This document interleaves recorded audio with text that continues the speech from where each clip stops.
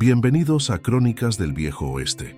Si es tu primera vez en nuestra fogata virtual, te invito a suscribirte y activar la campanita para que el viento siempre te traiga de vuelta a nuestras historias.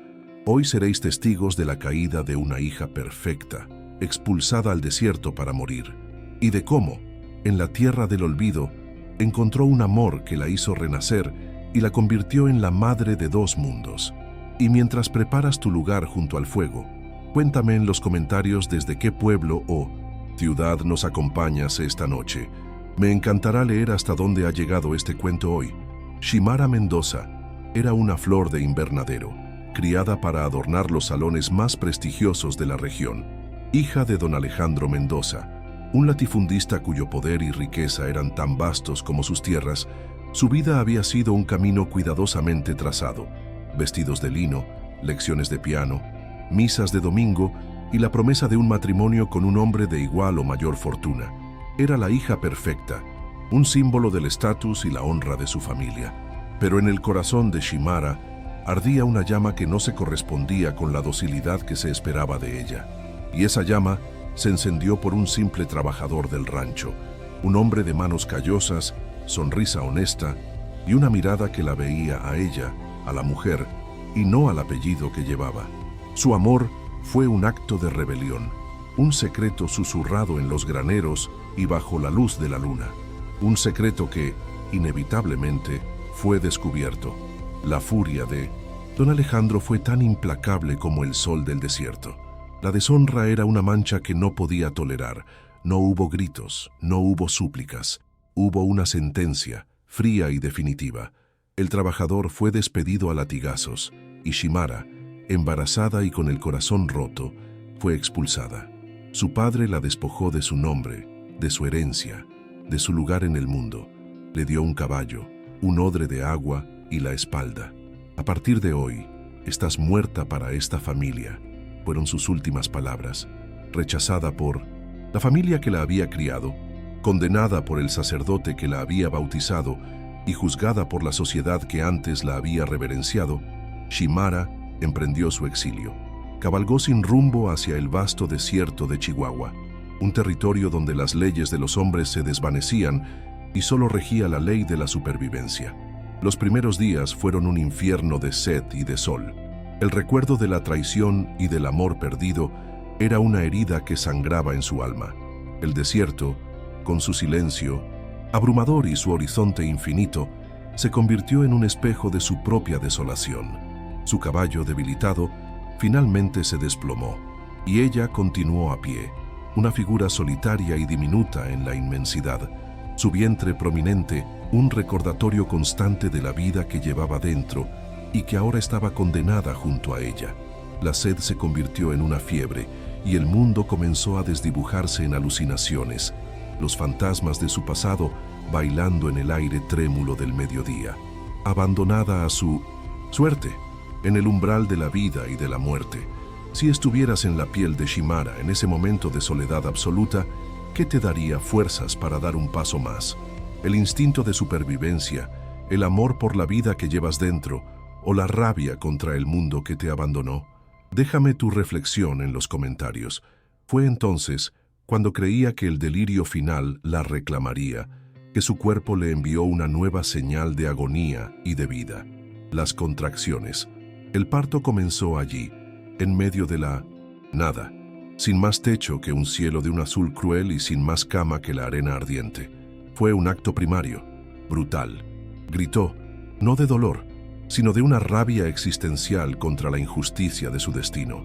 Gritó a un Dios que la había abandonado, a un padre que la había condenado, y con sus propias manos cubiertas de sangre y de lágrimas, trajo a su hijo al mundo. Un llanto débil, frágil, perforó el silencio del desierto, un pequeño milagro en medio de la desolación. Lo acunó contra su pecho, su cuerpo temblando de agotamiento, sabiendo que aquel primer llanto podría ser también el último. No tenía agua, no tenía refugio. El fin parecía inevitable. Y fue entonces cuando lo vio, una figura a caballo, recortada contra el sol poniente, que se acercaba lentamente. Al principio pensó que era una alucinación más, pero la figura se hizo más nítida. Era un hombre, un guerrero apache, montado en un caballo oscuro, observándola en silencio. El miedo, un miedo atávico al salvaje, al enemigo, la invadió. Pero al mirar sus ojos no vio la crueldad que esperaba. Vio una profunda y serena humanidad. El guerrero desmontó con una gracia silenciosa. Su nombre era Kael, y su rostro era un mapa de pérdidas antiguas. Se acercó sin prisa, como para no asustar a un animal herido. No habló. Las palabras eran innecesarias. Sacó un odre de su montura y le ofreció agua.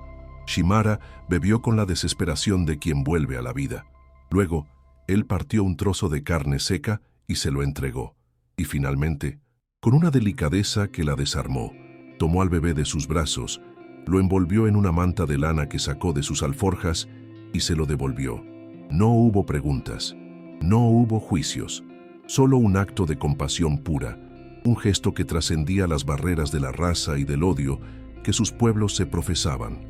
Kael la ayudó a montar en su caballo y la guió a través del desierto hacia su propio refugio. Shimara, demasiado débil para protestar, se dejó llevar, sintiendo que había sido rescatada no por un enemigo, sino por el único hombre que la había mirado no como a una hija caída o a una mujer deshonrada, sino simplemente como a un ser humano que necesitaba ayuda. Un encuentro improbable, una mano tendida en el corazón del desierto. Si la silenciosa humanidad de Kael te ha conmovido, te pido un gesto sencillo. Déjanos un like. Cada like es un reconocimiento a la bondad que, incluso en las tierras más duras, se niega a morir. Y si aún no lo has hecho, suscribirte nos ayuda a seguir contando estas historias. El refugio de Kael no era una cabaña, sino una caverna sagrada, un útero en el corazón de la montaña, oculta detrás de una cascada seca. Sus paredes estaban adornadas con pinturas rupestres ancestrales, historias de dioses y de búfalos que danzaban a la luz del fuego. Era un lugar de paz, de un silencio que no era vacío, sino reverente. Allí, Kael cuidó de Shimara y de su hijo. Curó la fiebre del bebé con compresas de raíces machacadas que solo él sabía dónde encontrar. Alimentó a Shimara con guisos nutritivos y tés de hierbas que le devolvieron las fuerzas. Kael era un guerrero, sí, pero también era un curandero. La guerra contra los soldados mexicanos le había arrebatado a su esposa y a su primer hijo, y con ellos su lugar en su propia tribu. Vivía en aquel exilio, un guardián de las sombras, un hombre cuyo corazón había sido convertido en piedra por el luto, pero al cuidar de aquella mujer y de su hijo, sintió cómo la piedra comenzaba a agrietarse. En la vulnerabilidad de ellos, vio un reflejo de su propia pérdida, y en la feroz voluntad de vivir de Shimara, encontró una chispa que amenazaba con reavivar el fuego que creía extinto en su propia alma. Shimara, por su parte, se encontró sanando de maneras que no esperaba. Lejos del mundo que la había juzgado y condenado, comenzó a despojarse de las capas de vergüenza y de dolor. Observaba a Kael, a su comunión con la naturaleza, a su autosuficiencia, a su profunda y silenciosa sabiduría, y por primera vez en su vida se sintió verdaderamente libre, libre de las expectativas de su padre, libre de los corsés de la sociedad, libre de la carga de ser la hija perfecta. En la cueva no era la hija de nadie, era simplemente Shimara, y era madre. A su hijo lo llamó Amaru, una palabra antigua que significaba serpiente de agua, en honor al riachuelo seco donde había nacido. Kael aprobó el nombre con un asentimiento. Comenzaron a construir un lenguaje propio, una mezcla de español, apache y gestos. Él le enseñaba los nombres de las estrellas. Ella le cantaba las canciones de cuna de su infancia, y en ese lento y paciente intercambio, sus dos mundos comenzaron a entrelazarse, a crear algo nuevo. Dos mundos, dos dolores, un refugio. La vida vuelve a brotar, pero el pasado tiene una memoria larga. Estamos entrando en el corazón de esta crónica. Si quieres ser el primero en saber si este frágil santuario podrá resistir la tormenta que se avecina, asegúrate de tener la campanita de suscripción activada. No te arrepentirás. El amor entre ellos no nació de una declaración, sino de la rutina compartida, de la intimidad forjada en la supervivencia. Nació en las noches frías, cuando se sentaban juntos junto al fuego, el pequeño Amaru durmiendo entre ellos, y sus silencios decían más que cualquier palabra. Nació en el gesto de él de traerle una flor del desierto especialmente hermosa, o en el de ella, de remendarle la túnica con una habilidad que él no esperaba. Era un amor que no necesitaba promesas, porque estaba basado en algo mucho más sólido, la evidencia diaria del cuidado y del respeto. Se convirtieron en una familia, una extraña y hermosa familia nacida de la soledad y la compasión, un secreto guardado en el corazón de las montañas. Amaru crecía fuerte y sano, un niño del desierto, con la piel bronceada de su madre y los ojos oscuros y sabios de Kael. Era un puente viviente entre dos mundos, la prueba de que el amor podía florecer en la tierra más improbable. Pasaron 5 años. 5 años de paz, de crecimiento y de un amor silencioso que había echado raíces profundas. Tuvieron una segunda hija, a la que llamaron Ana, que significa luz en la lengua de Kael. Su familia era su universo y el mundo exterior, un recuerdo lejano. Pero el pasado, como el viento del desierto, siempre encuentra la forma de volver. Un día, un viejo amigo de la familia Mendoza, un comerciante que viajaba por la región, se encontró por casualidad con Kael en un puesto de intercambio. Reconoció en el rostro del pequeño Amaru los rasgos inconfundibles de los Mendoza. La noticia viajó rápido y llegó a oídos de don Alejandro. El viejo latifundista estaba ahora en su lecho de muerte, carcomido por la enfermedad y por el remordimiento. La noticia de que su hija vivía y de que tenía un nieto fue su última y desesperada oportunidad de redención. Envió una carta, un ruego, pidiéndole a Shimara que volviera, no para reclamarla, sino para pedirle perdón. La decisión de volver fue difícil para Shimara. La cueva en la montaña era su hogar, Kael y sus hijos su única familia. El mundo de su padre era un mundo de dolor y de humillación. Pero Kael, con su sabiduría tranquila, la animó a ir. Una herida no se cierra si no se la mira a los ojos, le dijo. Ve, no por él, por ti. Y así emprendieron el viaje de regreso. No como una hija desterrada, sino como una mujer completa, acompañada por su esposo guerrero y sus 2 hijos, que eran la prueba viviente de su nueva vida. La llegada a la hacienda Mendoza fue un choque de mundos. Shimara, ahora vestida con las pieles suaves que Kael había curtido para ella, con el cabello trenzado al estilo apache y la cabeza alta, entró en la casa que la había expulsado. Los sirvientes la miraron con asombro, sus parientes con una mezcla de miedo y resentimiento. Se enfrentó a su padre en su lecho de muerte. El viejo, al verla, al ver a sus nietos, se derrumbó en lágrimas. Le pidió perdón por su crueldad, por su ceguera. Y Shimara, cuyo corazón ya no albergaba odio, solo una serena compasión, se lo concedió. Don Alejandro murió en paz esa noche, dejando a Shimara como su única heredera.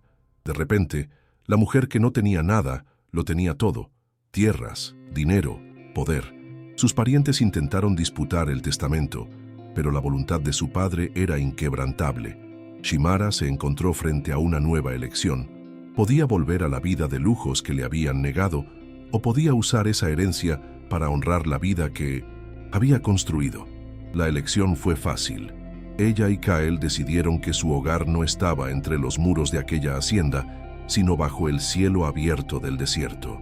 Pero usarían la riqueza de su padre para sanar las heridas de la tierra que los había unido.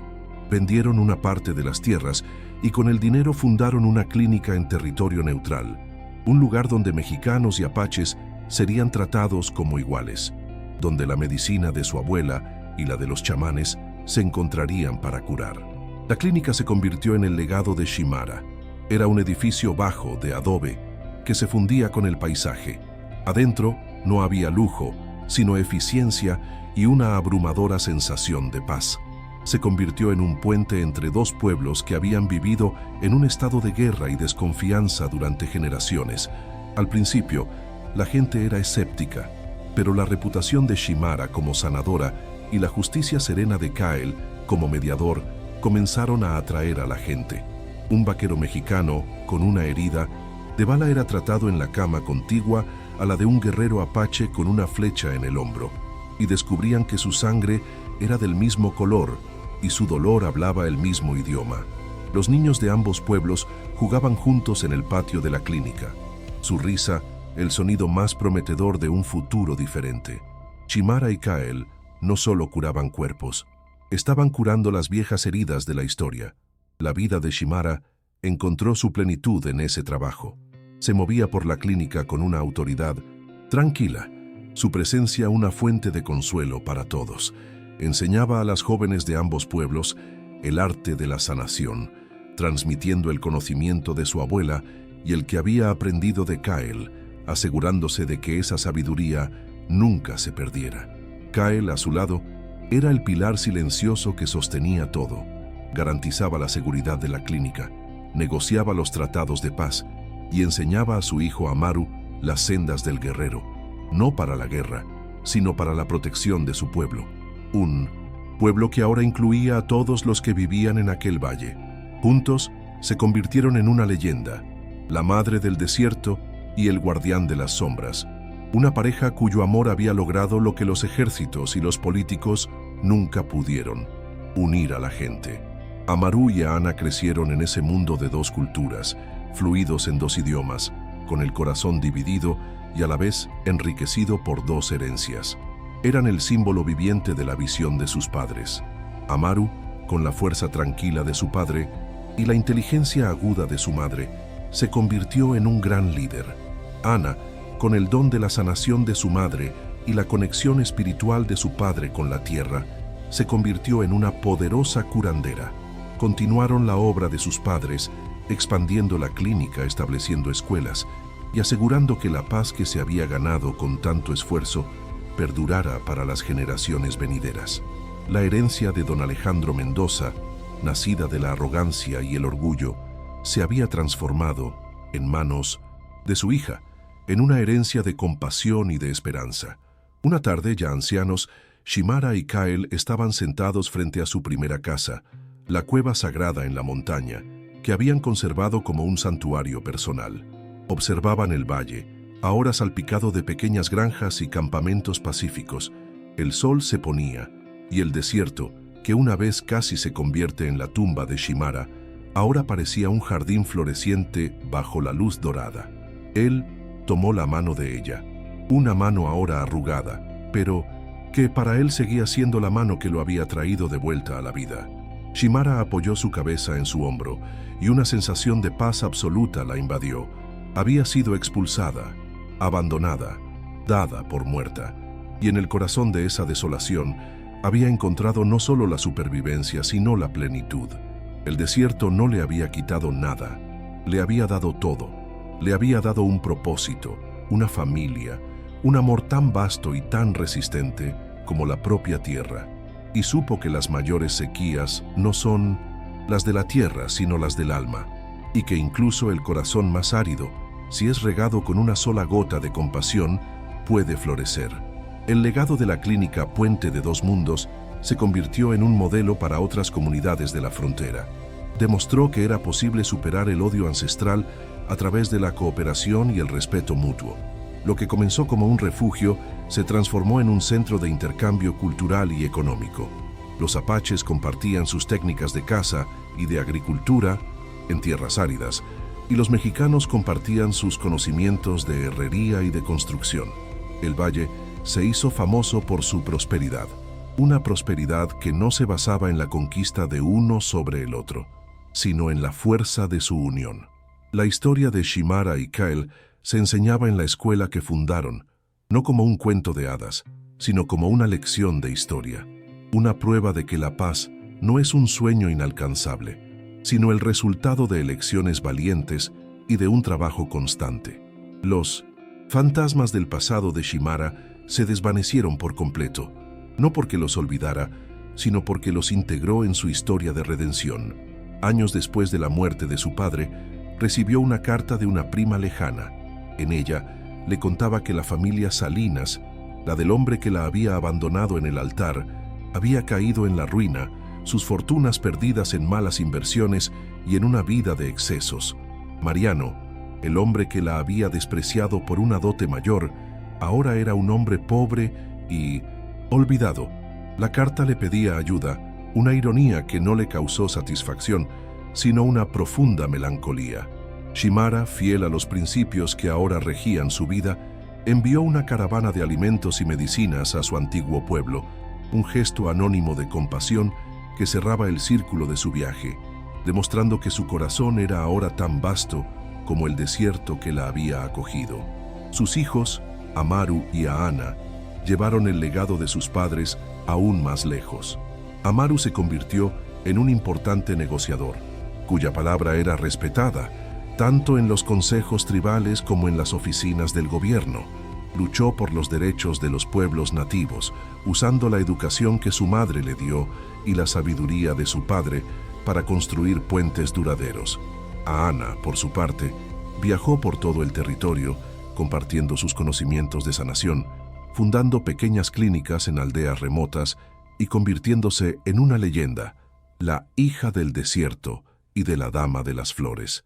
La pequeña familia que había comenzado en una cueva se había convertido en una estirpe de pacificadores y sanadores. Y así, la historia de Shimara Mendoza, la hija perfecta que fue arrojada al desierto, nos enseña que el abandono no siempre es un final. A veces es una liberación, una oportunidad para despojarse de las identidades que nos imponen y descubrir quiénes somos realmente. Nos enseña que las mayores heridas pueden convertirse en nuestras mayores fortalezas y que el dolor, cuando se enfrenta con coraje, puede sembrar el campo para el crecimiento más extraordinario. Entre la poeira y el abandono, en la tierra donde el mundo decretó su fin, Shimara no solo renació, hizo que el propio desierto floreciera a su alrededor y demostró que el amor más verdadero es aquel que te encuentra cuando estás más perdido y que en lugar de ofrecerte un camino de vuelta, te ayuda a construir uno nuevo.